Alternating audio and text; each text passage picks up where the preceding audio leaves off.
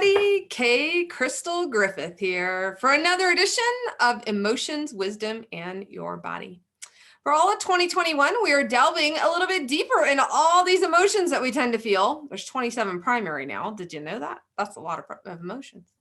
And we are going to talk about how they're affecting your body, soul, and spirit. Because remember, emotions are your body wisdom. So here's your disclaimer. I am not a doctor. I do not play one on any social media platform or in real life. I am a researcher. I also have my master's in adult education, as well as 2 emotional trauma certifications, inner healing accreditations, and a couple other things. So today, this is for your edification, education, and encouragement. So today we have a fun word. We have a positive word. We have what we call a creative word. It's called hope. We all need hope, especially today, right? Because who knows what tomorrow is going to bring. And hope is to cherish a desire with anticipation. It's to want something to happen or be true. We expect with confidence. It also means trust. Hope means trust. Hope differs from optimism, though. So you can be a pessimist. In fact, you can still have hope, even if you're a pessimist. And hope is grounded in more practicality and action than simply wishing. It also has a very strong link with faith, and we're going to talk about some of those verses today. And at least a basic belief in the goodness of humanity. You can hope that people will actually come to have some common sense soon, right? Now, there is another type of hope. And maybe you've experienced this one. I certainly have at different times in my life. It's called hope deferred. And that's when our expectations are delayed for a long time. Now, we're not talking like 20 minutes long time. We're talking like 20 years long time. We can experience disappointment, disillusionment, and loss of hope. Deferred means to put off, to drag out into a long, drawn out process. For me, it was hope deferred over infertility for 10 years. And so, we went through a lot of adoption situations, and we were willing to take babies for women who were considering alternatives to having the baby. And so that hope deferred really drew out a long time. I have no idea why it was 10 years. I do know in the end, it really came about in a very miraculous way. And you can hear that story on some of the summits that I've shared, and really understand what a miracle process God has for each one of us. I do believe that each one of us can walk in miracles every day. And so if you want to know more about that, you look me up and let's have a conversation. So is this negative or positive? Well, technically it's all positive, even hope deferred. So what does this mean? Hope in the body is a belief and expectation. Those are the 2 key elements of hope, that they can block pain. If you have hope that it's going to stop, it's amazing how much faster that pain level will either drop or actually stop at some given time. It's also by releasing the brain's endorphins and mimics the effects of morphine, basically. And in some cases, hope can also have some other important effects on fundamental physiological processes like your respiration, your circulation, and your motor function. And so a lot of this kind of goes to the thought process of, if you believe it, if you have hope in it, you can create your own miracle, right? Well, let's talk a little bit about that. As far back as ancient times, it was known that hope and the expectation that people experience when treated, even with a placebo, could play a larger role in recovery. And when it comes to pain and many other phenomena, the mind and body always work together. Now, that may not always be working together in correlation. They could be working against each other, but they always work in some type of alignment for or against yourself. So we really want to pay attention to how our mind-body connection works. Now, can you have too much hope? Well, that's a rough question. I don't think so. I don't think we can ever have too much hope. A life marked by hope is a life marked by optimism, regardless of where you find yourself. It doesn't mean that you are always happy. It doesn't mean that you don't feel emotions like hurt or sadness or anger. It doesn't mean that you can't be mad at God, to be completely honest. And it doesn't mean that it's more the view of your circumstances. So in the 10 years that, we were struggling with infertility, I knew without question, God had told me I was going to have a child. I just didn't know how that child was going to come about. And at one point, I did believe that I had been told I was going to have 5. And that changed over time. And I think that was definitely God's blessing in disguise that it did. God can change his mind, folks. And a lot of people think God is in control of everything. No, he's not. He's not a dictator, folks. Behold, I stand at the door and knock. And then when you open, I'll come in, right? And so really, we are in partnership with God. And so we can get in our own way. And even with hope, we can get in our own way. So what does this look like? So when we talk about hope, it affects our reactions. And let me put it to you this way. So when I went to the doctor, my hairdresser had found a spot on my head, and it was very shortly after I had just had a full body scan. I'd had a lot of spots removed off my body at that point that could have turned into cancer. And when she saw that spot on my head, I kind of went, that's not good. And I kind of bought into it. And so within just a few hours, I called the doctor. I said, hey, the hairdresser found the spot. I think I should probably come in. Like, oh, okay, we'll get you in about 2 weeks. I'm like, okay, I'm good with that. So I came in, and this particular dermatologist and I had a really good, it's unlike any other doctor relationship. And we would go pretty deep in topics pretty quickly. And when he walked in, he goes, so I heard you got a spot on your head. And I'm like, yeah, well, I thought I should come get it checked out since I just saw you a couple of months ago. And he goes, okay, I'm glad you did. And no joke, he pulls my hair aside, and instantly the atmosphere of the room changed. Instantly. And in that moment, I had a choice. Was I going to buy that this was so severe and bad that it could potentially be my life? Or was I going to go, what are you going to do with this one, Lord? And in that moment, I kind of had to just sit there and go, wonder where we're going with this one. So he immediately took a biopsy. It came back, and it came back within a week. Now, if you know anything about dermatology, these spots take usually 2 to 3 weeks to come back. That one was back within actually 4 days. And it wasn't just a ping on my chart to let me know what the results were. I got the phone call. And the phone call said, yeah, we're going to need you to come in and get that one taken off. And I'm like, okay, so I have to, sub this week for somebody who's gone to England. I was playing substitute teacher. And so I can come, the week after that. And they're like, I don't think you really understand. We have a spot available for you tomorrow. I went, what? Yeah, you're going to need to come tomorrow. Just cancel your plans. I'm like, oh, wow, that's a little more than I expected it to be. Okay. So fortunately, I was with a friend at that moment, and they were able to kind of pull me out of a panic, because when you get those phone calls, you do kind of go, what just happened? And so then I made an appointment with the hairdresser, and I went, so they're going to shave my head tomorrow, and I kind of want to be in charge of that. So I took my kiddo and my husband at the time, and they met me there, and I let my kiddo try and shave my head. That didn't go well. She had a good time with it, though. Don't let her have shears in the future, by the way. Cosmetology is not her future. And so, they shaved my head. And the next day I walked into the dermatologist. He goes, you shaved your head. I'm like, well, dude, you were going to have to shave it. So I kind of want to be in charge of that. He goes, oh, okay. Well, we would have only taken maybe a quarter size out. I'm like, okay. And I'm thinking to myself, I saw with my phone that spot was bigger than a quarter size. So I'm like, okay. Well, let's just say by the time he was done taking that spot off my head, it was 2 palm sizes off my head. 80 stitches later, and still a hole on the top of my head with what's called a hurricane flap. And let's just say, yeah, there's no, I would have looked very interesting had I not shaved my head. Now, hope deferred. And all of that story tells you this.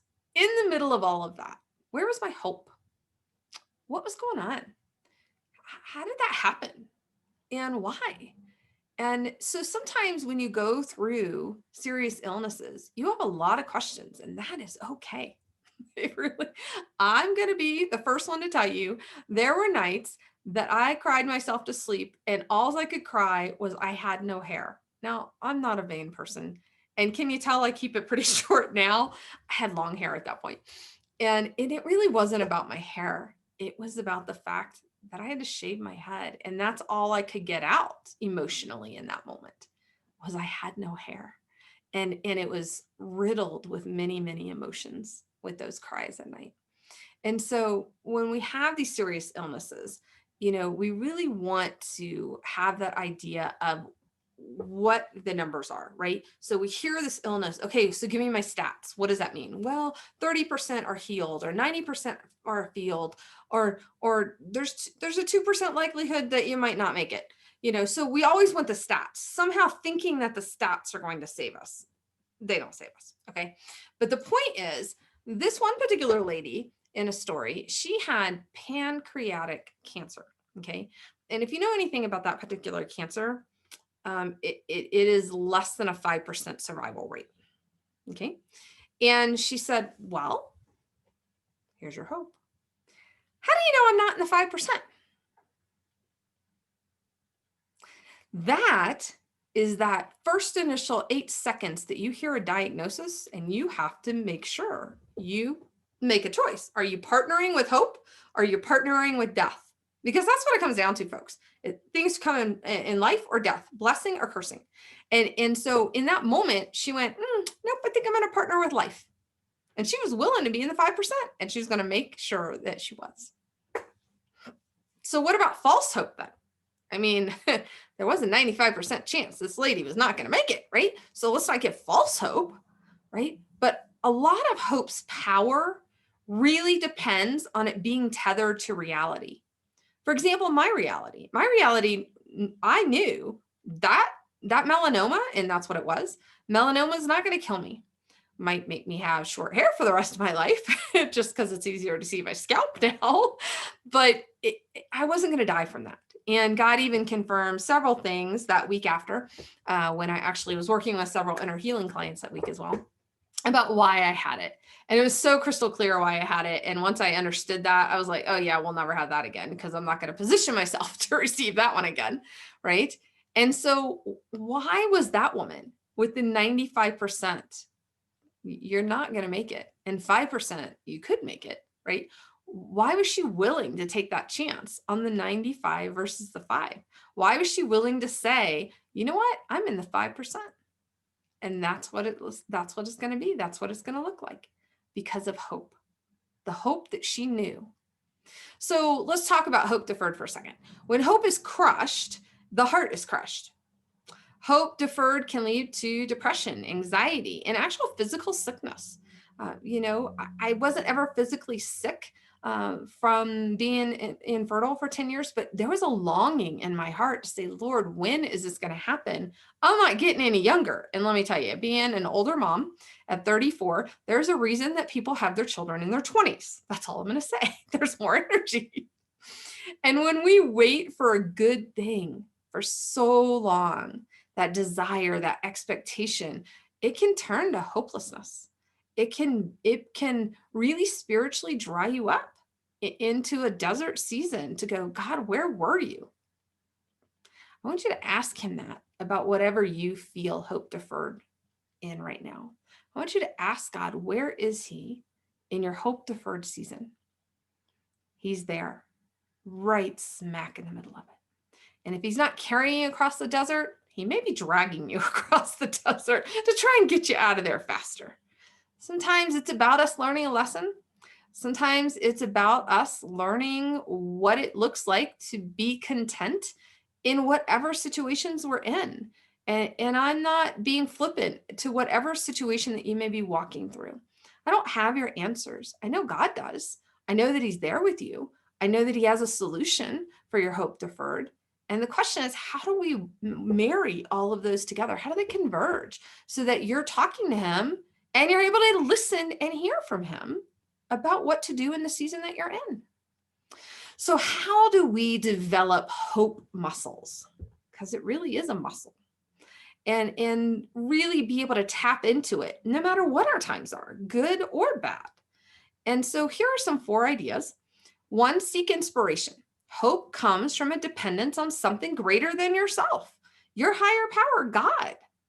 And using times of prayer and meditation to reflect on the good in the world, the good in what God has, the promises that he's given you, that is a lot like what I encourage you to do at the end of each of these, which is take the verses that I give you and put your name in them. That's meditation. That's focusing on the promises he's given you, very specifically, very individually, and very personally. And then other times, be thankful. Thankful in your immediate surroundings. Today, my immediate surroundings was another ER visit for my child. And I was thankful that we had doctors who were willing to go back and call neurologists again and get answers. And I was thankful that we had great nurses. And I was thankful that they had changed the movies because we've been there too much. And I didn't have to watch the same ones over again. And I was thankful that my kid was lucid and could talk to us and tell us what was going on. So even in the moments of chaos, hope is about thankfulness. It's about that gratitude that we've talked about before. It is about you having the hope of knowing who is there with you in the middle of the chaos, right? And remember, your peace inside is what's supposed to overwhelm the chaos on the outside. Another item to help you exercise your hope muscles is surrounding yourself with positivity. Oftentimes it's the who and the what you surround yourself with. I say it to my daughter, it's about your influences, what you see, what you hear, what you read, what you listen to, who you're talking to, the topics that you're talking about. And with the internet, holy moly, you can go down a rabbit trail faster than anybody I know.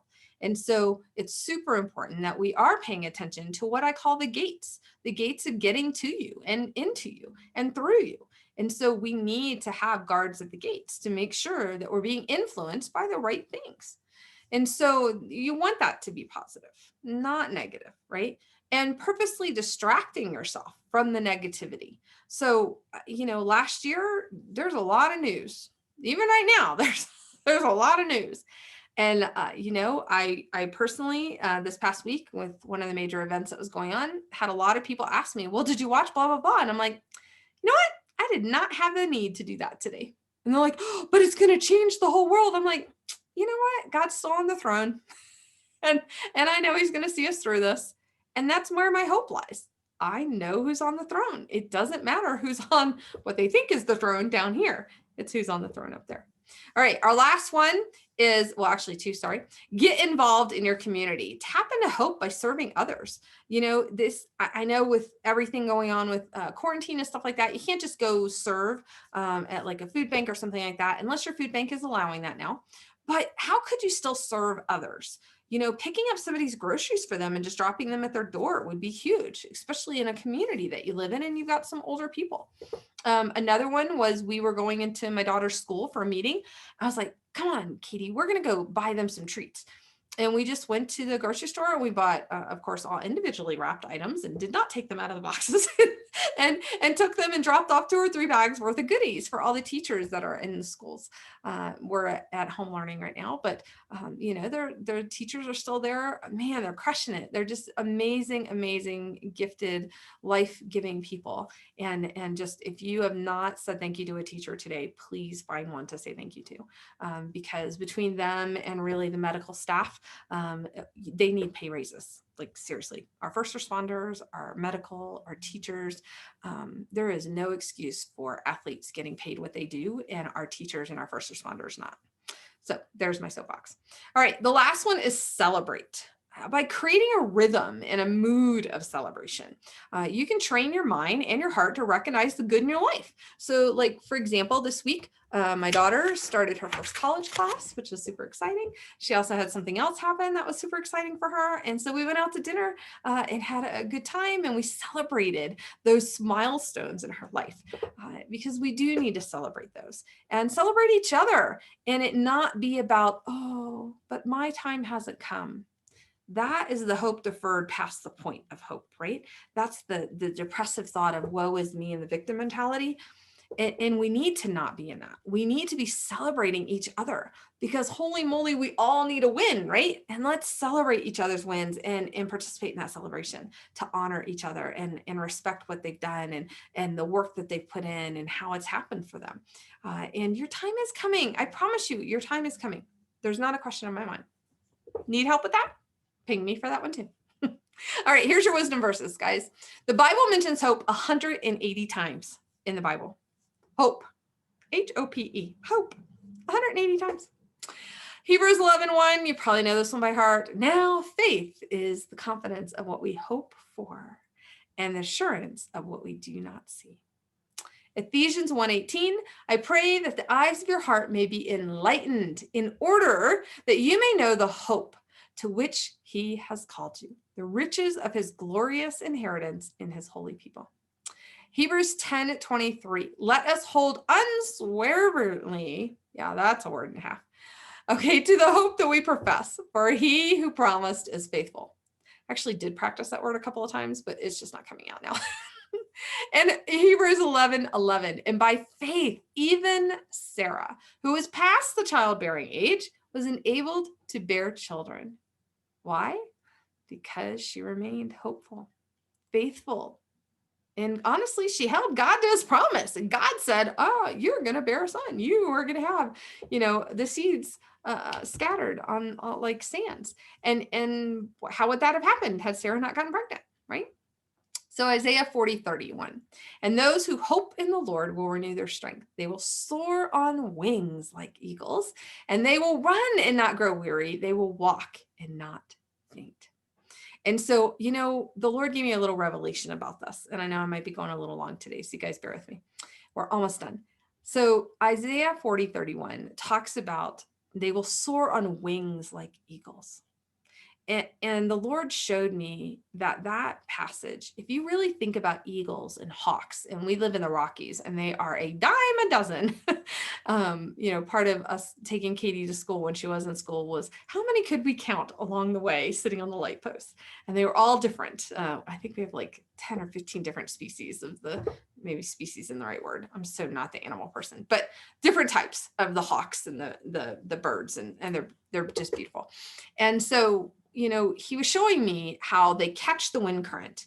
And so when they catch the wind current, and we just saw this the other day, and he was super low right by the car, and it was almost like he was traveling in the current of the car. It was just the coolest thing. He never flapped his wings, and they have some super long wings, and never flapped his wings and just kept going with the current of the car. And then we had to turn. And so when we turned, he then caught another current and went upwards. But again, he never flapped his wings. And it was probably a good 5 minutes that we were like traveling with this hawk. And it was just amazing because, the eagles have the same concept. They're on the wind current. And that's what God was showing us. If we are willing to ride God's wind current, if we're willing to soar with our wings like eagles on the current that God's got us, we will not grow weary because we're riding the current. We're riding his current, his power, his authority, his miracles. We're riding with him, and he is holding us up. He's our wind current. And so then we won't faint either.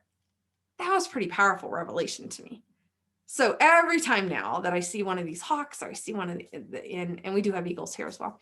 But every time I see one of these hawks, and I remember that verse, and it's come to mean so much to me. And I hope it'll mean something to you the next time that you see a bird riding a wind current, because the wind current is God and you're the bird, and he's holding you up, and you will not grow weary. You will not faint if you stay in the current. Okay. All right. So how are you going to use this amazing information about hope and really understanding better what hope deferred really looks like? And then understanding what optimism is in here. And most of all, how do you hold your hope, even if the chaos around you is going a little chaotic, right? So how has hope been showing up in your life? Has it been positive or negative? And how can you transform it, especially if you've been having some hope deferred? How can you transform that hope deferred? God has an answer for you on that. And I want to encourage you to ask him that. So take the scriptures, add your names to them. Remember, but those like Crystal, like Janet, like Diane, like Bob, like Brian, who hope in the Lord will renew their strength. They will soar on wings like eagles. Hope. That's what we're talking about now. All right, now take your scripture, add your name, go live, share with us what you found most unexpected about hope tonight. Tomorrow's word is the opposite of hope. It's despair. And so join us again tomorrow for more emotions, wisdom, and your body, and register at K Crystal Griffith to receive more insights and your feelings wheel. Can't wait to be back with you guys. Have a blessed night. Take care.